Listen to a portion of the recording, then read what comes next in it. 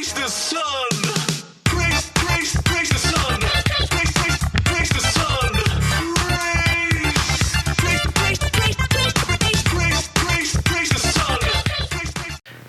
Hello Internet, I am Daniel from Cinema Brawls, the show where we put two movies head to head to see which one comes out on top, and you are watching Daniel Plays Dark Souls and Rants About Movies.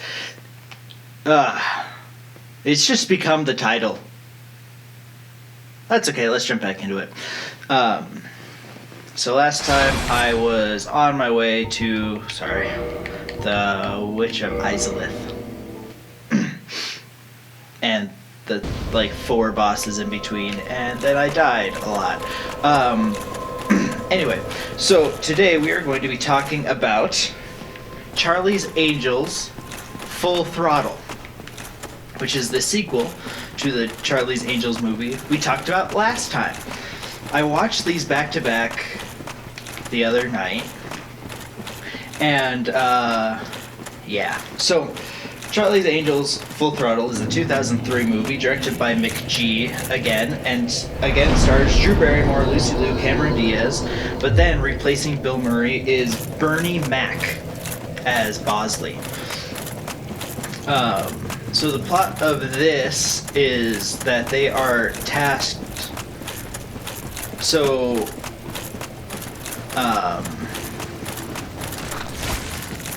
they are tasked with finding these two MacGuffins, which are these two rings that when put together, gives the list for, what's it called? For, crap, what is it called?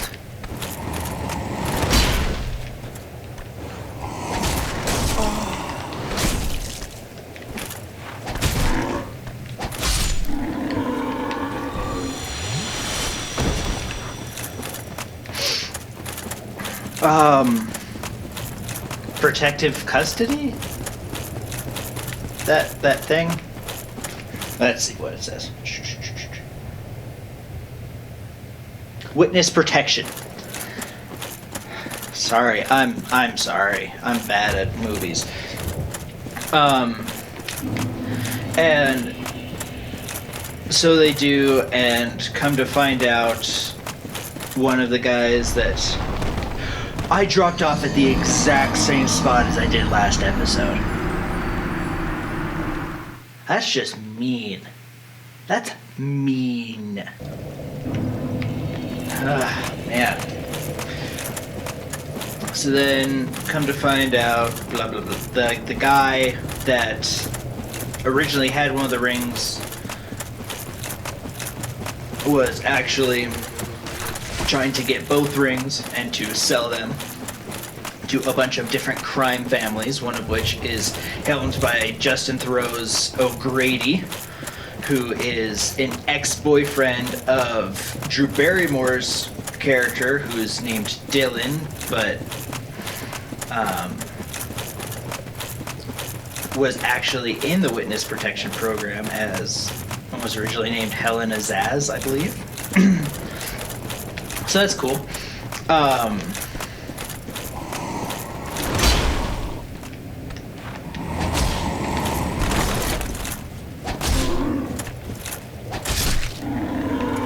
Eat it.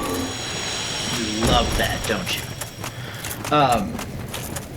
So that's kind of cool. And then and then that guy is betrayed by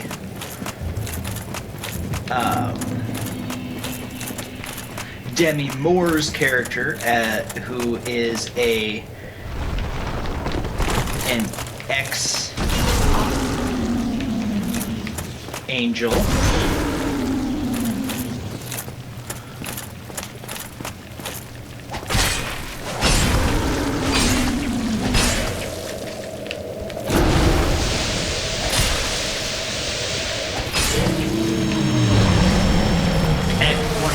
Charlie's Angels, and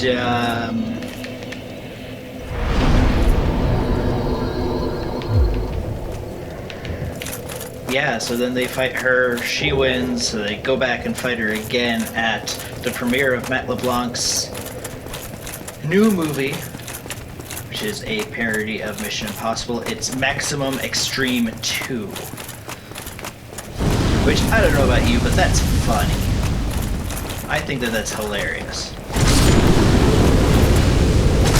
That they decided to parody Mission Impossible. Wow.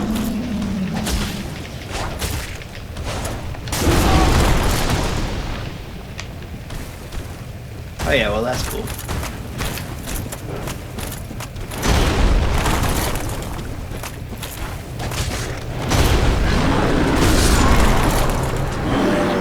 Oh. Dang, okay.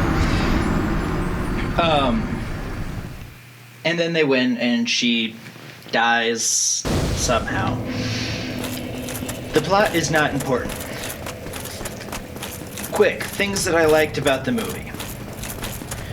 I liked how the characters remained mostly intact. I liked how all of the characters still felt like they're same characters. I felt like all of the actors and actresses came to play, including even Shia LaBeouf, who is super short and annoying in this movie.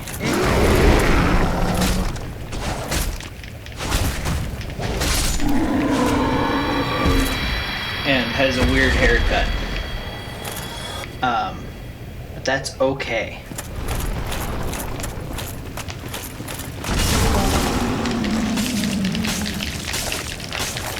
Hey, what the heck?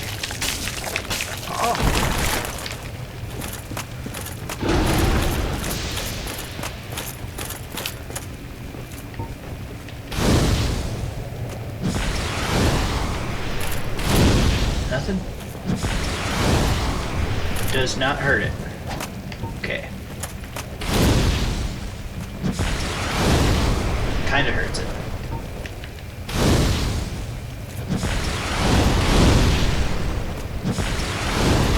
Taking it out from a distance. That's right. I am a massive coward.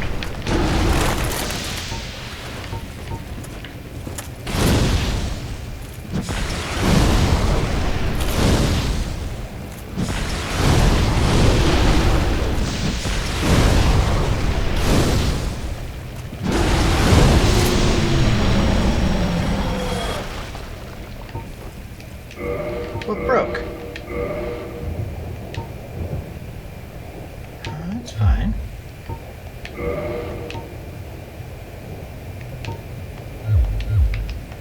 That broke, but it's okay, I guess?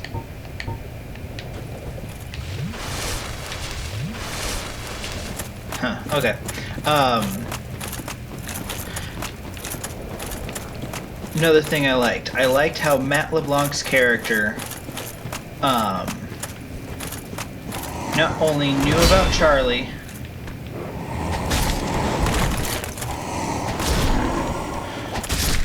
but was cool with what Lucy Liu was doing.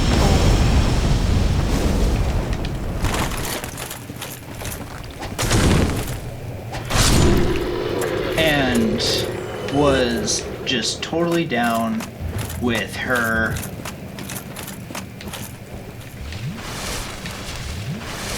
being a super cool spy lady. That's cool. And I liked that aspect of it.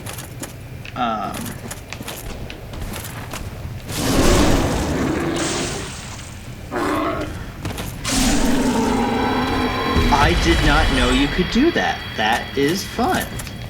I liked that.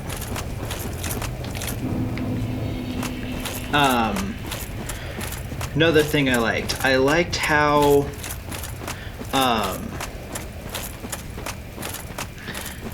still overtly, without being overly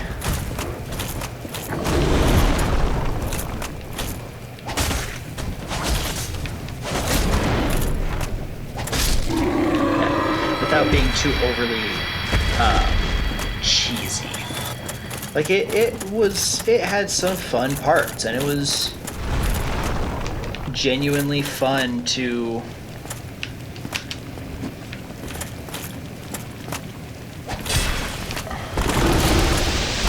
no, no, no.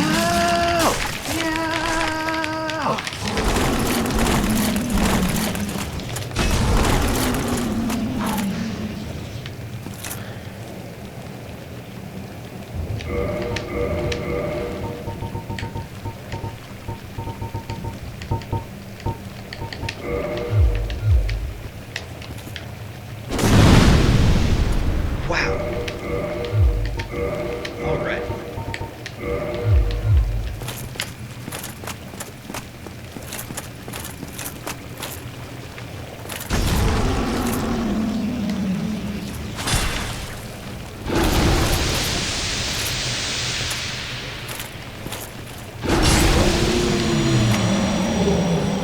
Cool. Whew. Sorry. Those things are so stressful.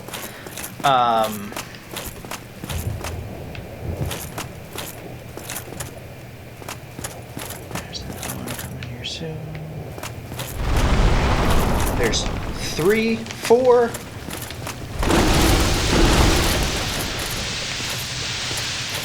We'll freaking hate that.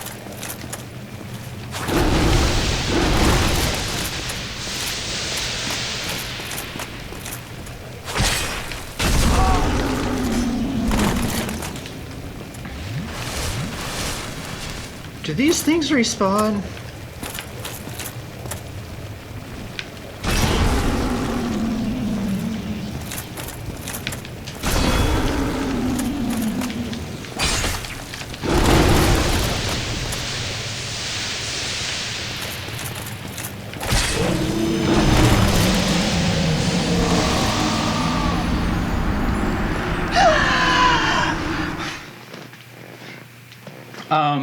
Another thing I liked how Drew Barrymore's not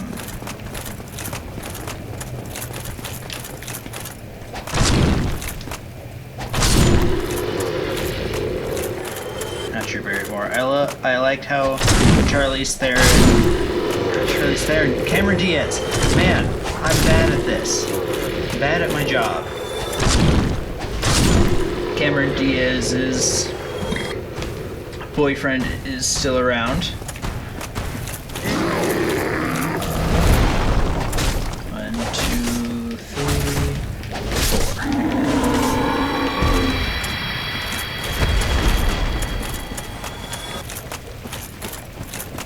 4. I like how John Cleese is in this. There's not too many things that I don't love with John Cleese in him.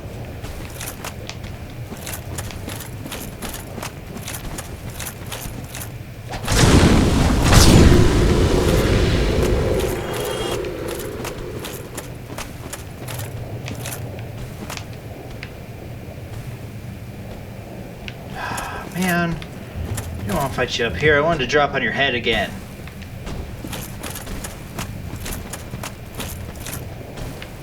Yeah, that's right. Go away. Stupid. Oh, that thing's back too. I hate that thing. I hate these stupid things.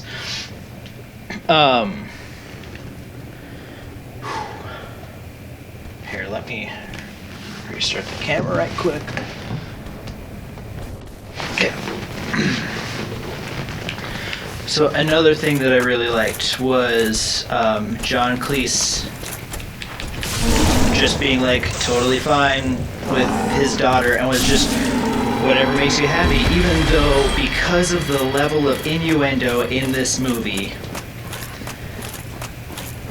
it absolutely makes you think that she is just a stripper. And oh my gosh, is the level of innuendo in this movie astounding.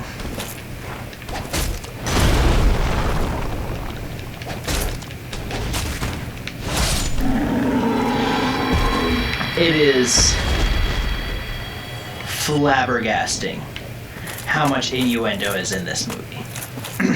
And I'm not even trying to be facetious. That's just how it is.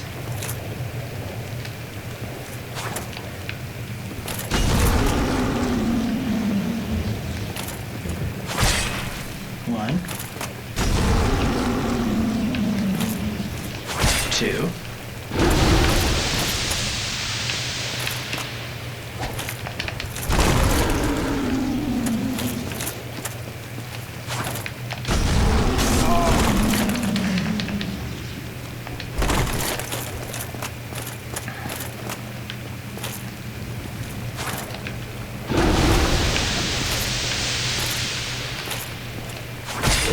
three.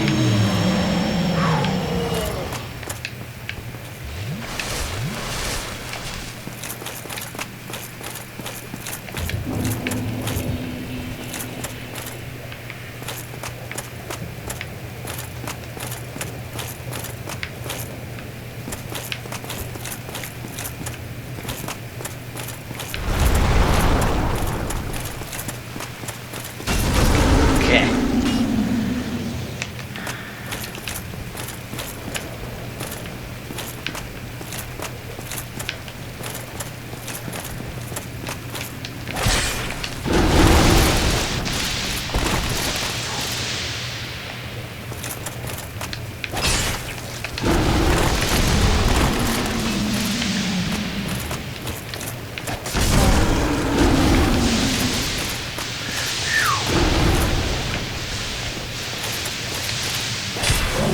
Done. Did. Okay.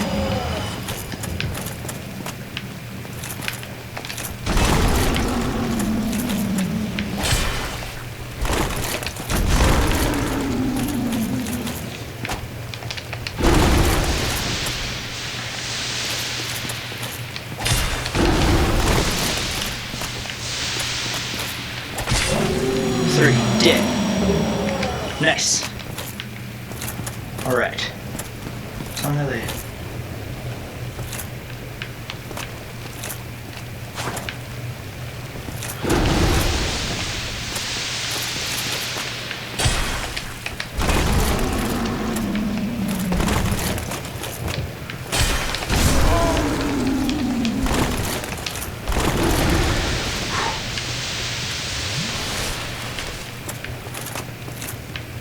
Once I have this treasure, I'm fine.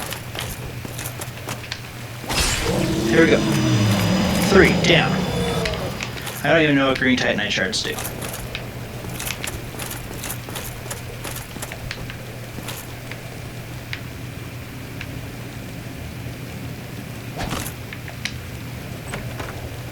It's like, if that's a mimic. Ooh, large flame ember.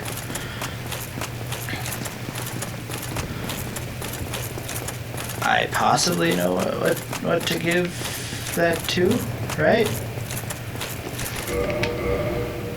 Wait just a sec.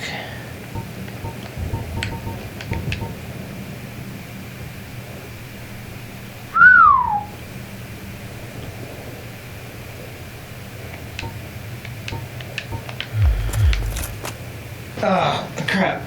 Anyway.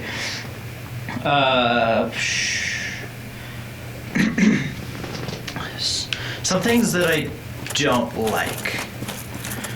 I'm not quite as big of a fan of that same, I don't know. I'm still on the fence. I don't know if that really truly is exploitation or empowerment in these movies. I don't know if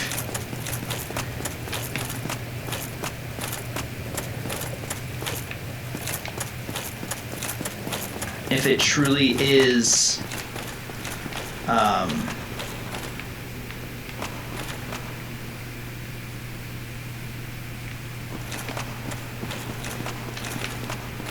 like a bad movie thing. Like, on one hand, yes, I totally understand that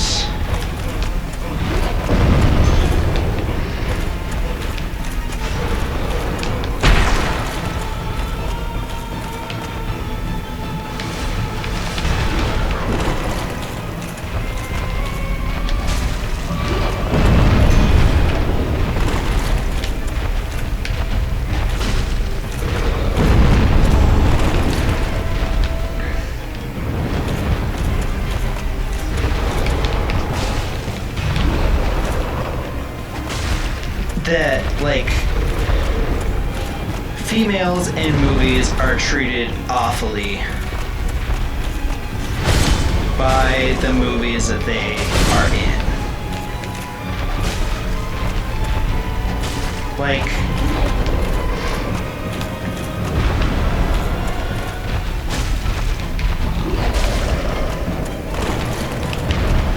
especially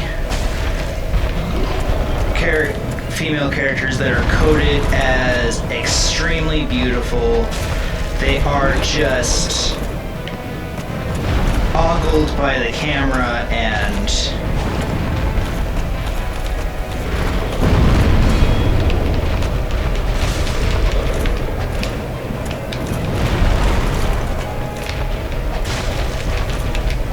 there we go.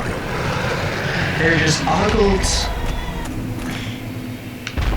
Wow, that was so weird for me. Okay. They are ogled and exploited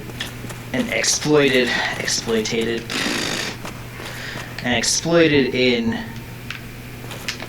terrible, terrible ways. And that's awful.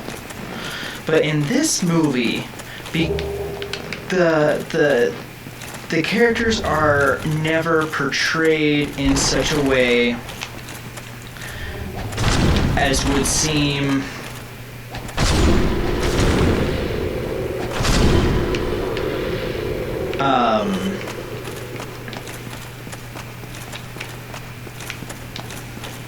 I don't want to say just bad, because that's way too broad.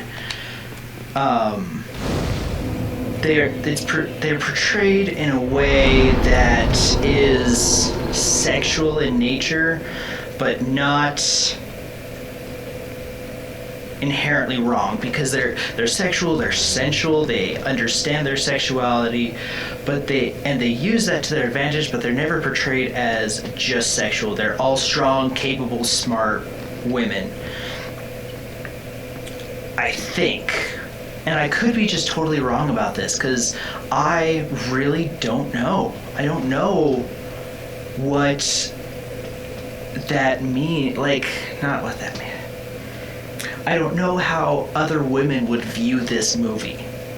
I watched it with my wife, and she feels that on some level it's exploitative, but that's not bad necessarily, and I can kind of, like, when I asked her that question, is this movie empowering or exploitative? She said exploitative. And okay, I can understand why and how. What I don't...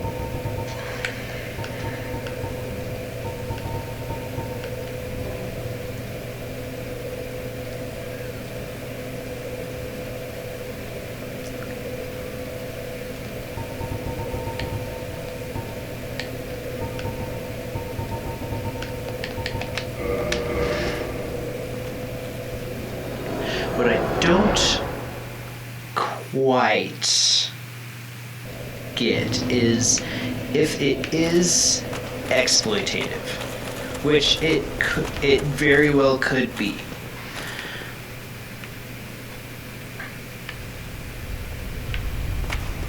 All of the characters are either okay with it or don't understand it. And I don't feel like that's necessarily a good thing.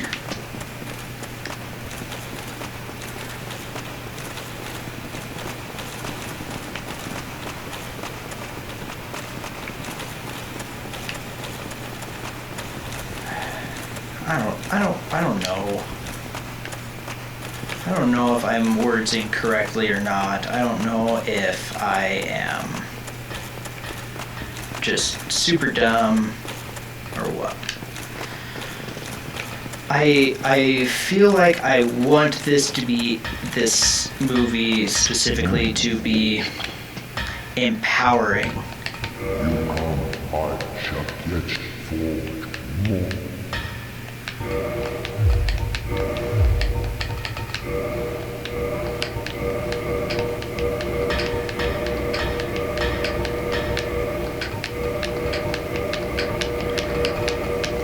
understand where my wife's coming from, but on the exploitation.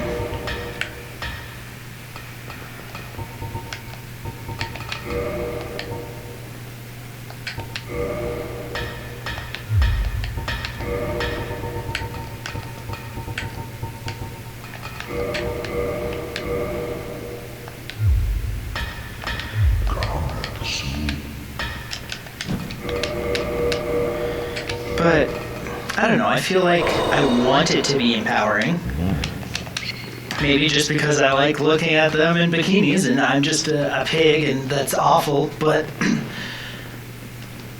at the same time it's got this level of dissonance where I don't know.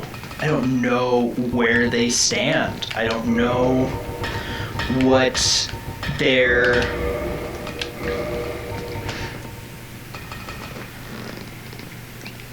goals are, basically. Like I just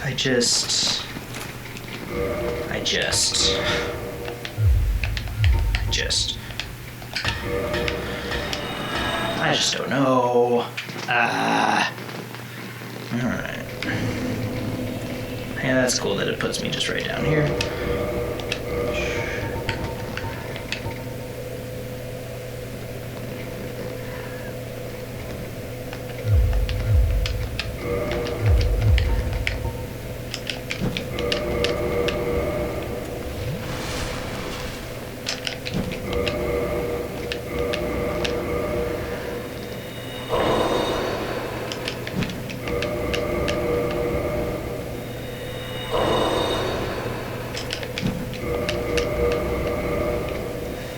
Sorry, I just gotta level up. I don't like. That's just my question.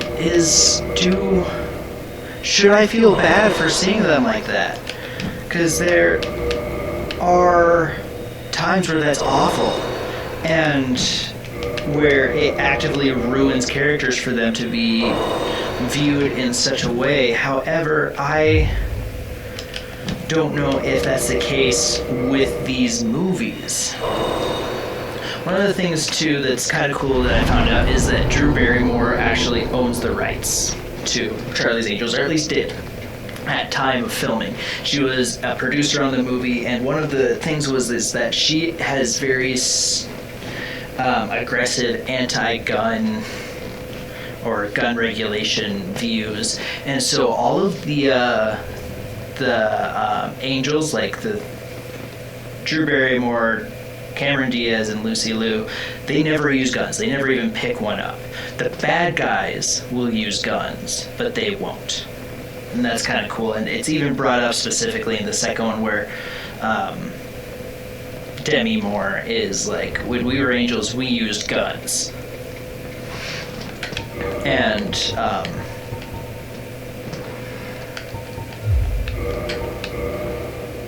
I don't know. It's kind of cool, I guess.